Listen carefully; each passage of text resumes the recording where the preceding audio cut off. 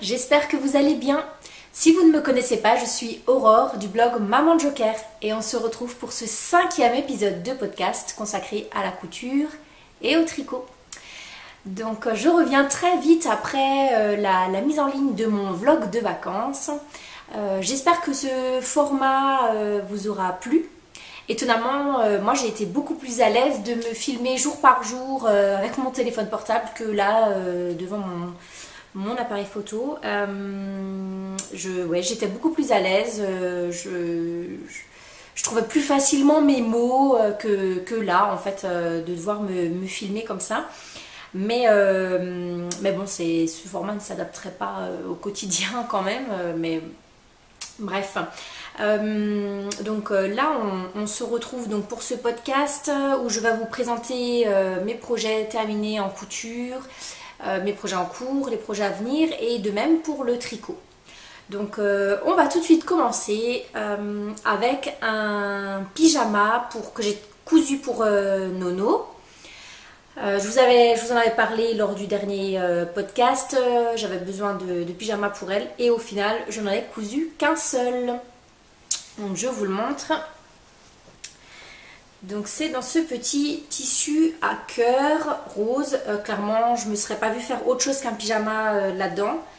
Ou alors peut-être un petit empiècement ou quelque chose. Mais voilà. Donc j'ai réutilisé des modèles octobre. Il me semble que j'ai pris un legging. Je sais même plus en fait. J'ai pas noté les patrons que j'ai utilisés. Il me semble que j'ai utilisé un patron de legging que j'ai recoupé donc pour faire un short. Donc ça c'est le pantalon. Et également le t-shirt, il me semble que j'ai utilisé le modèle de suite standard en fait manche longue que j'ai dans un de mes magazines octobre que je vous ai déjà présenté plusieurs fois. Et donc voilà, je l'ai simplement adapté pour faire un petit t-shirt et ça passe très très bien pour dormir. Donc voilà, un patron, enfin une petite réalisation très rapide, parfaite pour les chutes de tissu de Jersey. Donc ça c'est vraiment pratique. J'arrive encore à caser des habits pour Nono dans mes chutes de tissu.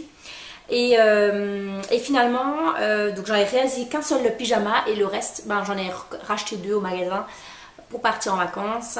C'était quand même nécessaire qu'elle ait des pyjamas, les autres ne lui allaient plus du tout. Donc voilà, j'ai opté pour la solution de facilité et je suis allée au magasin. Bon, voilà. Mais je suis contente de ce petit pyjama. Elle aussi, elle l'aime beaucoup, elle le porte souvent, donc c'est très bien. Ensuite, Nono, le sac qu'elle avait pour sa première et deuxième année de maternelle, c'était un sac que sa marraine lui avait acheté sur le site A Little Market. Et après 2 ans, le pauvre il était usé jusqu'à la corde. J'avais des trous que j'avais rafistolés comme je pouvais d'un côté et de l'autre. Les bretelles qui étaient vraiment trop courtes. Donc je me suis dit il faut que j'en fasse un. Et puis ma belle-sœur justement, donc la marraine de Nono, m'a montré en fait m'a montré la réalisation de couture qu'une de ses amies a faite. Et justement c'était un sac d'école pour son fils. Et je me suis dit que c'était l'occasion, le patron me plaisait vraiment beaucoup. Et en fait il s'agit d'un tuto sur YouTube. Donc c'est Madalena Couture. Je vous mettrai le nom en bas de l'image et dans la description de la vidéo. Et donc ce sac il ressemble à ça. Et c'était vraiment un patron que j'ai réalisé très rapidement. Les explications sont très très claires, donc accessible pour les débutantes. Le côté sympa qui m'a vraiment fait accrocher, c'est en fait la poche kangourou qu'il y a devant. Et en fait, au niveau de l'ouverture, hop, je trouve qu'il est vraiment très grand. Donc sachant que moi, Nono, à l'école, elle emmène une serviette de table, un gobelet et une gourde et son goûter du matin, quoi. Donc elle emmène pas spécialement grand chose, mais souvent l'année dernière, elle me ramenait des petits trésors de l'école, des petits cailloux, des feuilles, des plumes, voilà. Et elle me les mettait dans le sac, vu que j'avais qu'une seule poche sur l'ancien sac. J'avais qu'une seule poche et donc elle me mettait tout au même endroit. Donc je me retrouvais avec des morceaux de feuilles séchées dans le verre, donc bon, c'est pas très pratique. Donc je lui ai expliqué que dans la grande poche, elle mettra ses affaires et dans la poche kangourou, elle pourra y mettre ses petits trésors de l'école. Comme ça, ce sera un petit peu plus hygiénique qu'elle mette ses petits trésors devant. Voilà, donc mademoiselle a voulu vous faire une petite démonstration filmée. Donc je vous montre ça tout de suite en vidéo.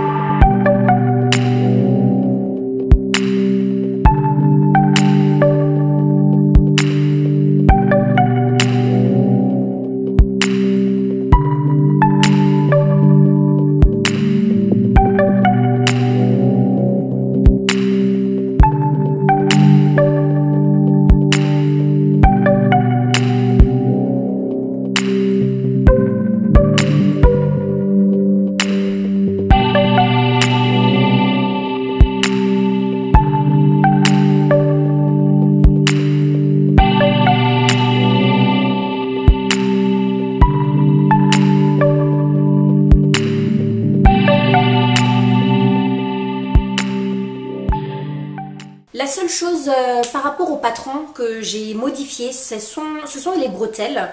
La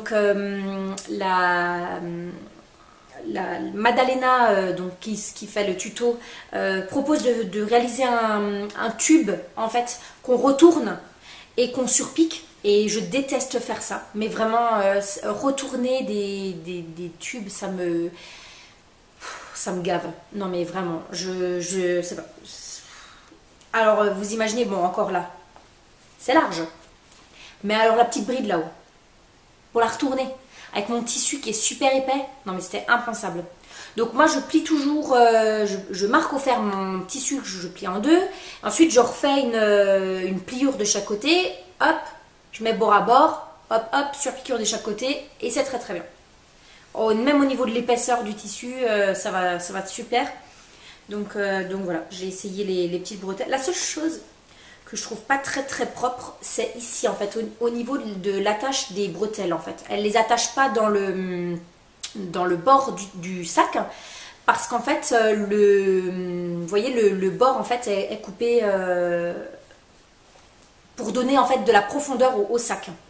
Donc on peut pas attacher ou difficilement attacher les bretelles en fait au niveau du bord du sac. Donc elle les fait accrocher là où on veut au final, à l'arrière. Donc moi j'ai fait comme ça, j'ai fait 2 surpiqûres, mais en fait je trouve que là à l'intérieur c'est pas très fini. J'espère juste que ce que je vous montre, vous le voyez. Donc voilà, je trouve voilà, juste ça, voilà, ça s'effiloche. Alors j'ai eu la bêtise, pardon, j'ai eu la bêtise de ne pas surfiler en fait mes bretelles.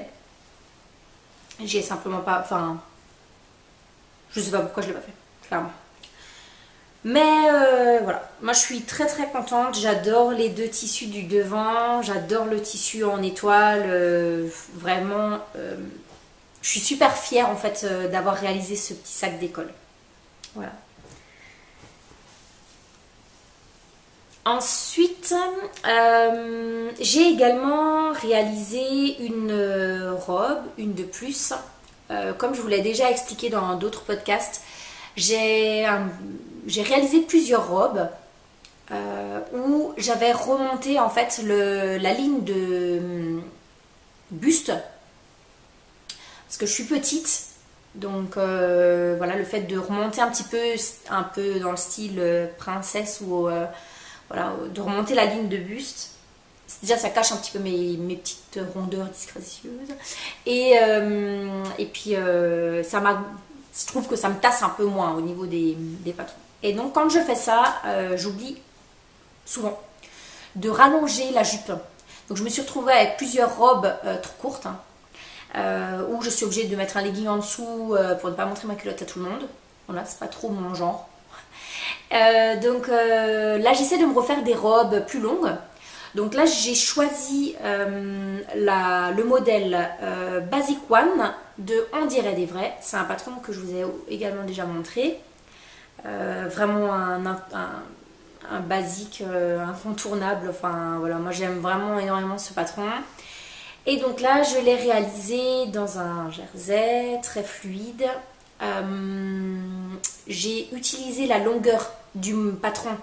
Donc il y a 3 longueurs. Il y a une longueur t-shirt, une longueur robe boule et une longueur robe trapèze.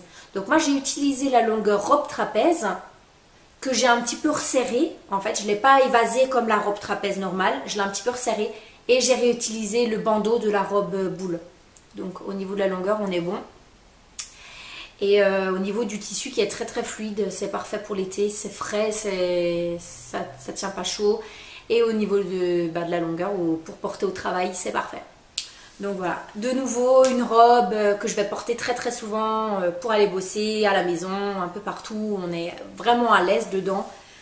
Donc je valide une fois de plus ce patron que j'aurais vraiment rentabilisé, qui déjà ne coûte pas très cher à l'achat, mais rentabilisé depuis bien longtemps. Parce que entre les t-shirts, les suites, enfin les manches longues et les robes que j'ai déjà réalisées avec ce patron, je pense que je dois être au 6e ou 7e modèle de réaliser. Donc vraiment top. Et pour finir, j'ai l'impression de fuser en fait, de vous montrer tous mes modèles et de fuser à toute allure. Mais au final, une fois qu'on a fini de dire ce qu'on avait à dire, j'ai mes petites notes en dessous de la caméra pour ne rien oublier. Donc voilà, donc n'imaginez pas que je me presse, que j'ai un train à prendre ou autre. Tout va bien. Donc j'ai également réalisé donc, des sacs pour porter mes tricots. J'utilisais jusque-là un tote bag, mais je ne trouvais pas super pratique le fait que ce soit plat. On ne voit pas forcément ce qu'on a dedans, on est toujours en train de trifouiller, de chercher ce qu'on veut. Donc en fouillant un petit peu sur la chaîne YouTube de Madalena Couture, j'ai trouvé un patron en fait elle le présente comme un sac de plage, mais j'ai trouvé que il s'adaptait très très bien pour un sac à encours. Donc j'en ai réalisé 2. Le premier en suivant scrupuleusement les indications données dans le tuto YouTube. Donc hop, pardon, hop, donc c'est ce modèle là. Je vous ai fait des vues un peu plus rapprochées filmées.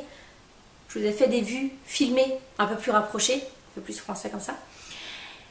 Pour vous montrer un petit peu en détail, une fois de plus, les tutos sont très très bien expliqués, très simples, accessibles aux débutantes. J'ai modifié 2 choses. J'ai rajouté des poches à l'intérieur, j'en ai mis 2. Vous verrez en détail tout à l'heure, mais voilà. Et j'en ai réalisé un deuxième en fait en modifiant les dimensions du sac. Donc je l'ai voulu plus grand que le premier, plus haut quoi, pour mettre un pull ou un gilet. Donc j'ai gagné 10 bons centimètres en hauteur. Et là pareil, j'ai mis une petite poche. Ce que j'apprécie énormément sur ce patron, sur ce tuto, c'est le fond en fait qui est triplé en fait. On pourrait effectivement utiliser une doublure, enfin oh ça y est, j'ai perdu le mot. Un thermocollant, voilà, pour rigidifier un petit peu le fond. Mais en fait là on se retrouve avec notre tissu de base sur lequel on va rajouter un morceau de tissu. Et après on a encore la doublure intérieure en fait. Donc moi j'ai décidé de faire à chaque fois des rappels de l'intérieur pour renforcer. Et en fait, le fait d'avoir ces trois épaisseurs, je trouve que le sac se tient très bien. On peut effectivement retrousser le bord en fait pour voir un peu mieux ce qu'on a dedans. Mais par exemple, du moment que moi j'avais ces sacs, par exemple pendant mon vlog tricot, je peux encore rajouter une fois par exemple, si vous voulez, il n'y a pas de problème. je suis capable.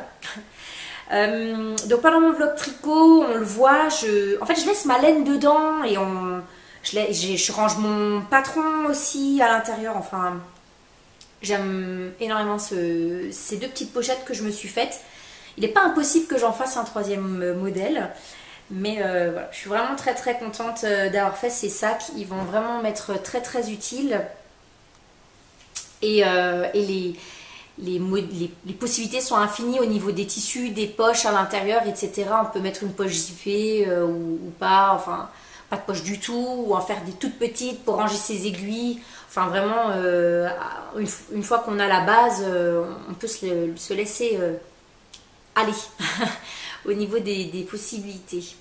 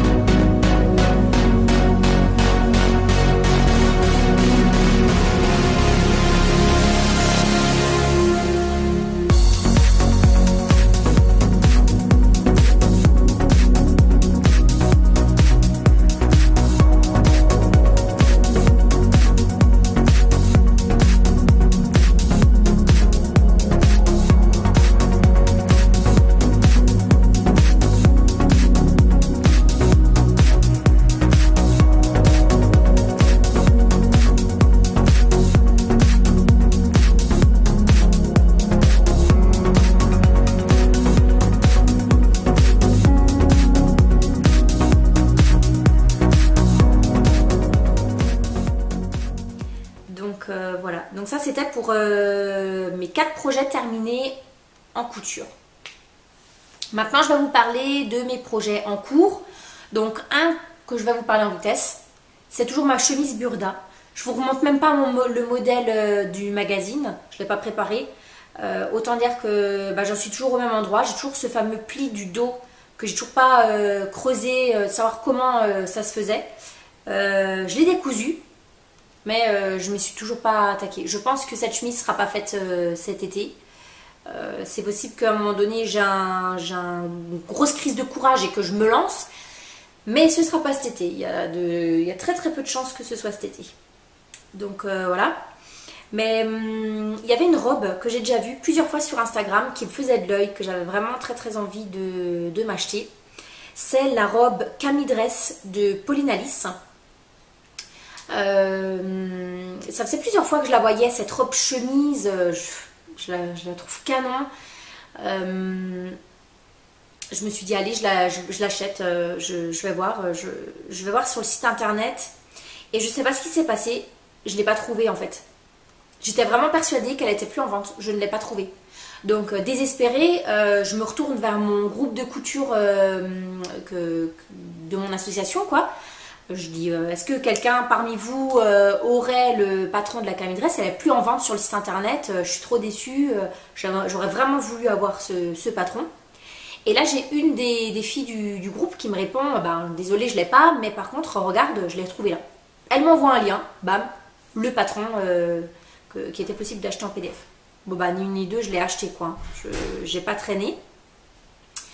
Et donc je suis en pleine réalisation de ce modèle de robe. Donc c'est un tissu, c'est pas un jean parce que c'est vraiment très très fin et très fluide. Je sais pas du tout, je saurais même pas vous dire ce que c'est comme type de tissu. Je l'ai acheté en fait au marché au tissu hollandais qui passe très régulièrement près de chez nous.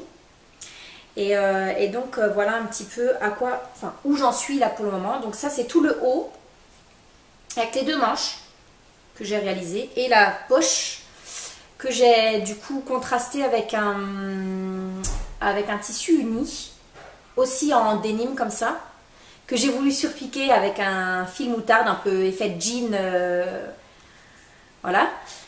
Et en fait, du moment que j'ai essayé ce haut, enfin le haut de la robe, mais je me suis rendu compte que j'étais un petit peu trop serrée au niveau des... Alors attendez, il y a ma fille qui vient de débarquer, je vais juste lui dire qu'elle passe pas devant l'écran, étant donné que je ne veux pas l'afficher sur les réseaux sociaux. Nono, quoi? te montre pas la caméra, je suis en train de filmer. Hein. Oh. Ah oui, tu veux que je coupe? Voilà, je suis désolée, j'ai dû couper. Mademoiselle voulait me raconter une histoire de sa musique. Et forcément, maintenant qu'elle voit que je me filme, elle est vachement intéressée, quoi. Faites des queues, comme on dit. Voilà, donc j'étais en train de vous dire, une fois que j'avais fini de réaliser ce haut, auquel je me suis vraiment appliquée, par exemple, pour la pose des manches, avec ce système, enfin l'embut de manche. En fait, ils font assembler la manche une fois que le corps est fermé, alors que moi, je préfère assembler à plat. Et là, je me suis dit, allez, Aurore, lance-toi un petit challenge, fais-le comme le dit le patron. Et je l'ai fait comme le patron le dit, je me suis appliquée, j'ai réussi, enfin, j'étais toute contente. Voilà, mes poches, pas un seul pli dans ma couture, nanana. Donc je l'essaye quand même. Et en fait, je me rends compte qu'au niveau du dos, eh ben, en fait, je peux pas je peux pas plier les bras devant, ça me sert. Donc, je suis en train de découdre mon côté. Je vais coudre le dessous de la manche également. Donc tous mes efforts pour coudre cette manche fermée, bon ben, ça n'auront servi à rien. J'aurais mieux fait de l'assembler à plat, hein, comme je fais d'habitude. Mais bon. Donc je vais ouvrir et je vais essayer de recoudre donc avec une marge de couture un peu moindre. Parce que là, le patron, les marges de couture sont comprises. Elles sont de 1,5 cm. Donc j'ai respecté ça. Et donc voilà, je vais essayer de grappiller un petit centimètre si je peux. Enfin, je vais essayer de grappiller 1 cm de chaque côté pour me donner un petit peu plus d'aisance au niveau des manches. Je suis désolée pour le bruit que vous entendez derrière. C'est Nono qui cherche ses feutres en fait, vu qu'elle veut me surveiller de près au niveau de ma vidéo. Donc elle dessine derrière. Voilà. Et donc une fois que j'ai fini d'assembler le haut là, j'ai attaqué le bas. Et donc le bas pour le moment c'est voilà, des grands bandeaux de tissu qu'on va froncer. Oh, bah, si je vous le montre dans le bon sens ce serait mieux. Voilà. Et j'ai déjà assemblé les poches.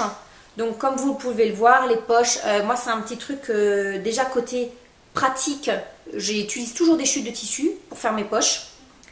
Et un petit côté esthétique, fun, voilà, c'est caché. Mais voilà, moi je sais que c'est deux tissus complètement différents. Donc je vais vous les montrer. Hop. Toujours de ces mêmes matières en jean, mais du coup étoilé. Et un autre côté, je voulais un peu quand même rester dans le thème, mettre pas n'importe quoi. Donc ce tissu blanc à petites paillettes dans les étoiles. Je ne sais pas si vous les verrez à l'écran, je pense pas. Ce sont vraiment subtils.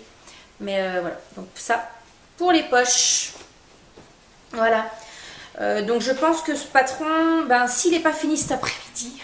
Non, je rigole. Je pense d'ici la fin de mes vacances, donc je reprends mardi le boulot. Je pense que cette robe sera terminée. Et donc je vous la montrerai dans le prochain épisode de podcast. Voilà.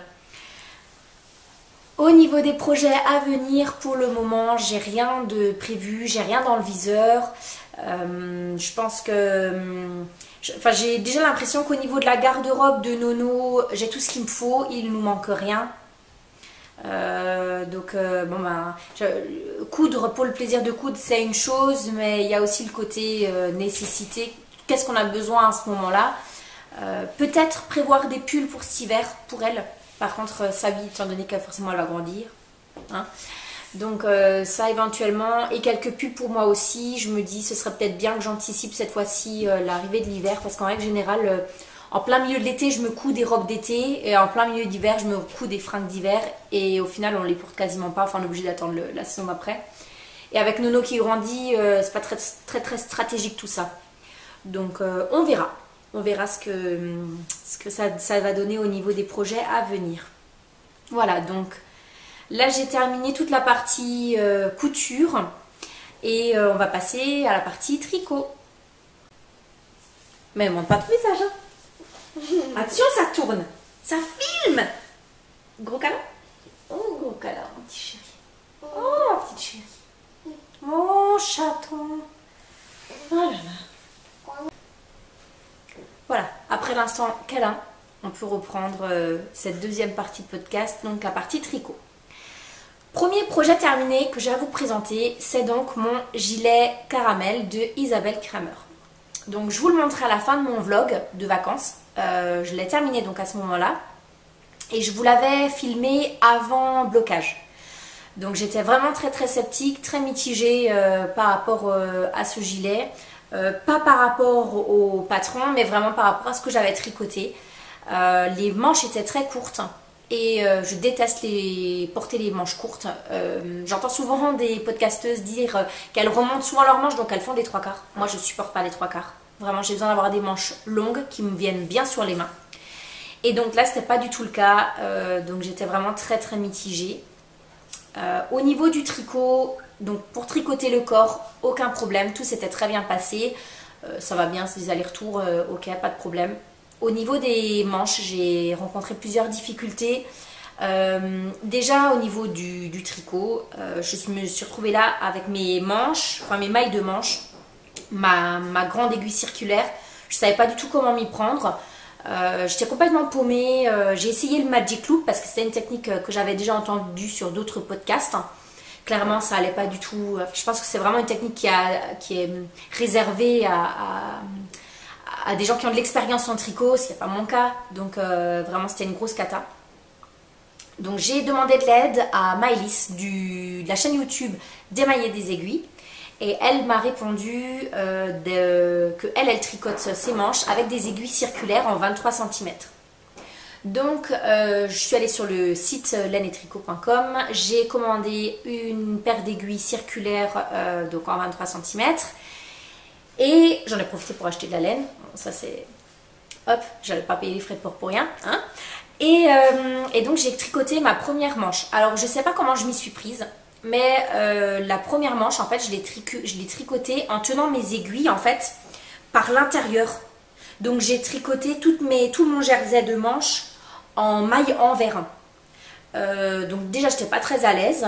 Et je me suis rendu compte, forcément à la fin de ma manche, que j'avais tricoté beaucoup plus large que le corps. Donc en fait, au niveau des rayures, ça se voyait. Les rayures, elles étaient beaucoup plus larges que le corps. Donc, je me suis dit, bon, je tricote l'autre manche, la deuxième manche, mais cette fois-ci en tenant mes aiguilles par l'extérieur et donc en tricotant en maille endroit. Et je verrai, j'aviserai pour la suite. Donc j'ai fait ça, j'ai tricoté cette deuxième manche. Et sur la deuxième manche, j'ai également réalisé des diminutions parce que je trouvais que la première manche, elle était très lâche. J'aime bien les manches qui épousent le bras. Et là, c'était vraiment très lâche. Donc j'ai réalisé des diminutions. J'ai fini cette deuxième manche. J'ai redétricoté la première et je l'ai retricotée en maille endroit. Problème, j'arrive au bout de mes manches. Donc les dimensions données par Isabelle Kramer, je trouvais ça très court. Je l'ai rallongé. Je sais plus, je crois que j'ai rallongé de 5 cm si je ne me trompe pas. Et en fait, j'avais plus assez de laine. Donc là, j'étais vraiment trop deg. J'avais plus assez de laine. Donc la seule solution qui me restait, en fait, c'était de faire le bout de mes manches avec le colorifig donc de mes rayures.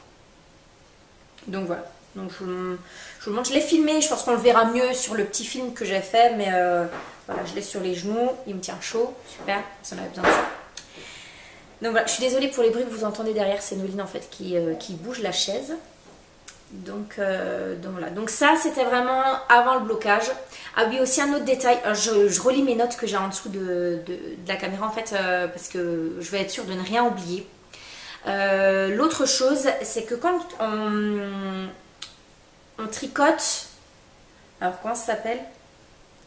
Top and down. Top down? Je sais plus. Bon bref, de haut en bas. Et donc quand j'ai fait mon montage de rang sur la première ligne, et ben en fait j'avais pas pris assez de fil, de mou, enfin je sais pas comment ça s'appelle, mais vous savez quand vous commencez à tricoter, vous prenez du mou et ensuite vous faites vos premières mailles. Bon. Et ben en fait je n'en avais pas assez pour faire la taille M. Je n'avais tout pile pour faire une taille S. Donc je me suis dit bon bah, franchement j'avais trop la flemme, j'avais déjà recommencé plusieurs fois cette première ligne. Et je me suis dit, enfin, vraiment, je m'avais marre, j'avais envie de démarrer. Donc, je suis restée sur une taille S. Au final, ça va. Je pense qu'une taille M aurait peut-être été un petit peu plus adaptée. Quoique, au niveau des manches, étant donné que je les trouvais déjà très lâches, ça serait peut-être pas allé, mais bon. Voilà, donc ça, c'était ça. Et puis, je l'ai bloqué. Il y a eu l'étape du blocage. Je l'ai lavé, je l'ai bloqué. Et là, grosse révélation. Déjà la laine est beaucoup plus douce forcément, c'est ça, c'est aussi à ça que sert le blocage. Mais alors les manches, bah, vous le verrez sur la vidéo que j'ai faite, les manches me vont super bien. Donc j'avais vraiment un doute de le porter à cause des manches et finalement j'ai plus du tout de problème. Les manches me vont vraiment en début des mains, c'est vraiment très long. Donc bon, j'avais bien tiré au blocage, donc je suis vraiment contente parce que je pensais au départ du coup l'utiliser bah voilà, au travail si j'ai froid, de le laisser là-bas. Mais au final je pense que ça va être un gilet que je vais porter couramment. Enfin voilà, vraiment je suis super contente. Donc au niveau des laines, juste pour un petit rappel, j'ai acheté les laines sur le site laineetricot.com. C'est de la BioBalance de BC Garn, 55% laine, 45% coton. Et donc j'ai utilisé le coloris BL11 gris bleu clair, il s'appelle comme ça, et le coloris BL10 figue. Donc là j'essaie de vous le montrer d'un peu plus près. J'entends pas si la mise au point elle est faite ou pas, donc on va voir. Mais voilà. Donc j'aime beaucoup d'avoir le mélange de ces deux couleurs. Je suis contente. Donc voilà, je suis passée de je ne sais pas trop à je suis super contente. Donc vaut mieux dans ce sens-là que dans le sens inverse. Parce que souvent en couture ça m'arrive, je suis super confiante jusqu'à la fin de l'essayer. Au moment de l'essayage, bon bah gros flop, je suis un peu déçue. Donc tant mieux.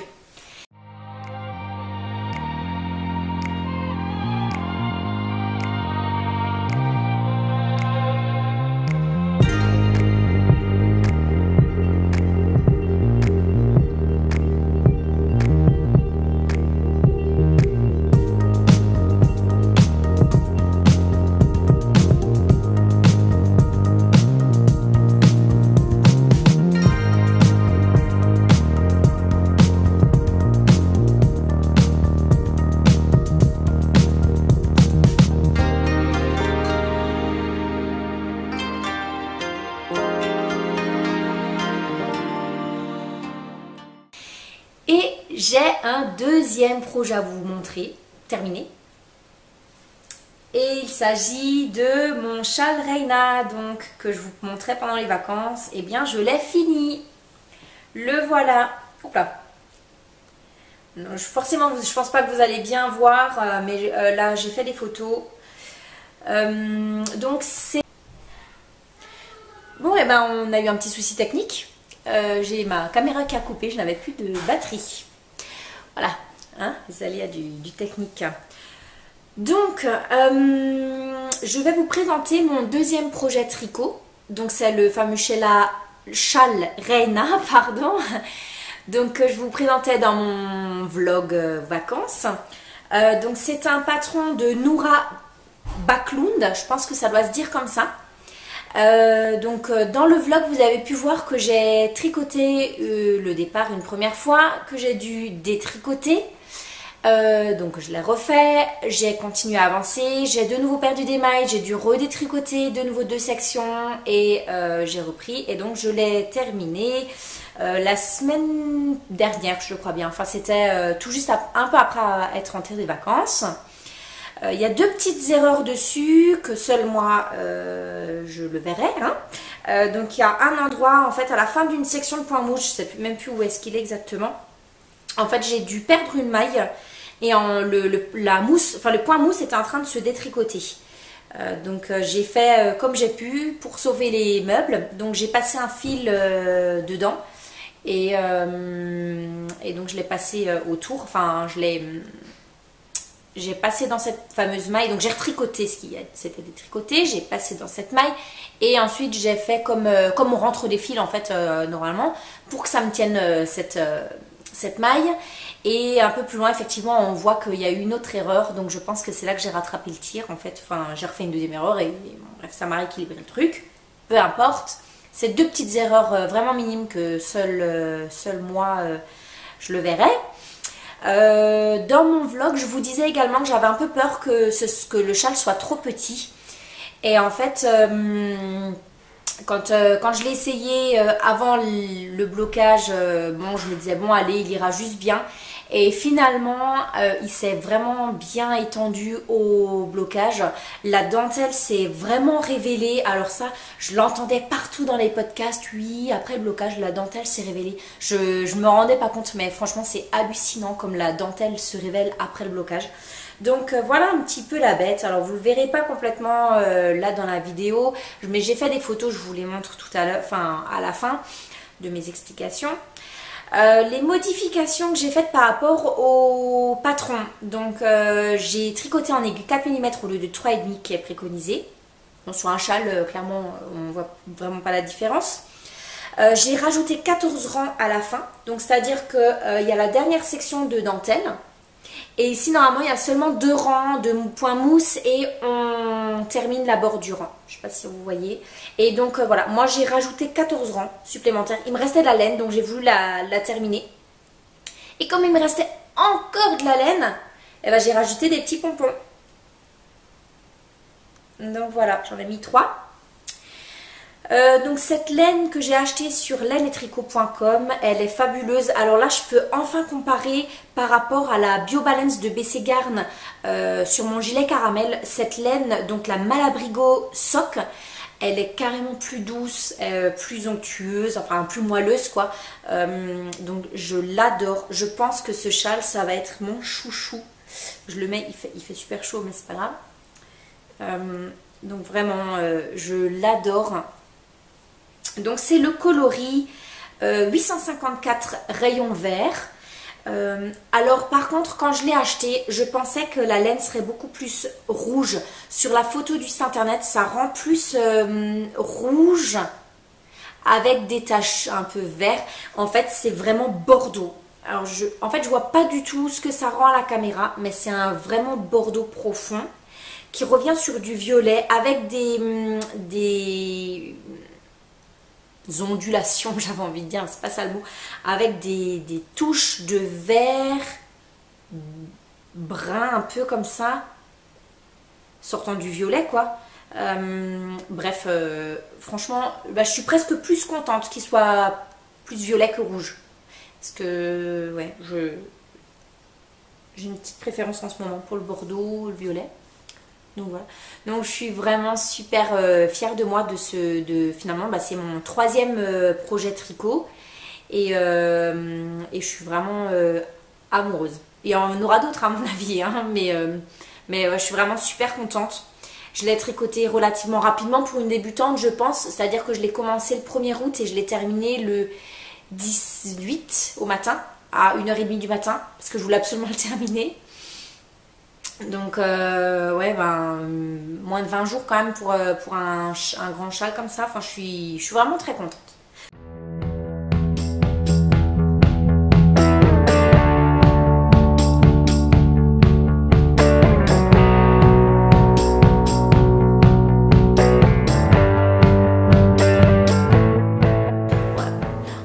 terminer sur cette touche très positive parce que je n'ai plus de tricot en cours.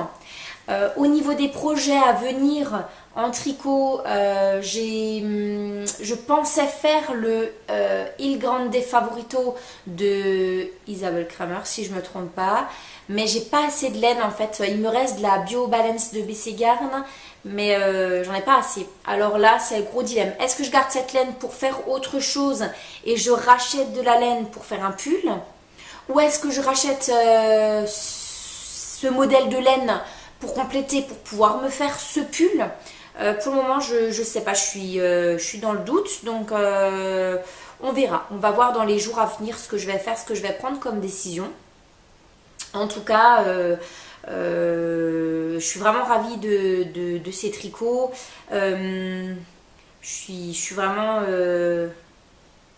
je découvre quoi. Je dis pas qu'au niveau de la couture, je suis arrivée au bout de l'apprentissage ou que je connaisse toutes les techniques. J'ai pas tout fait, hein. Il me reste des beaux challenges à relever. Mais je suis contente de démarrer autre chose. Je trouve que c'est vraiment parallèle à la couture. Le tricot est vraiment parallèle à la couture. Ça apporte d'autres choses différemment. Ça permet d'autres choses également. Là, par exemple, l'été, Nono veut jouer dehors. Bon, bah hop, j'emmène mon tricot. Je peux tricoter tranquillement. Je la surveille en même temps. Que la couture, c'est juste impossible. Donc voilà. Cet épisode de podcast touche à sa fin. J'espère qu'il vous aura plu, que vous aurez pris plaisir à découvrir mes petits projets. On se retrouve le mois prochain. En attendant, je vous souhaite une bonne rentrée pour vos petits loups. À vous aussi pour le retour au travail. Et puis, cousez bien, tricotez bien, faites-vous plaisir. Et à bientôt. Bye!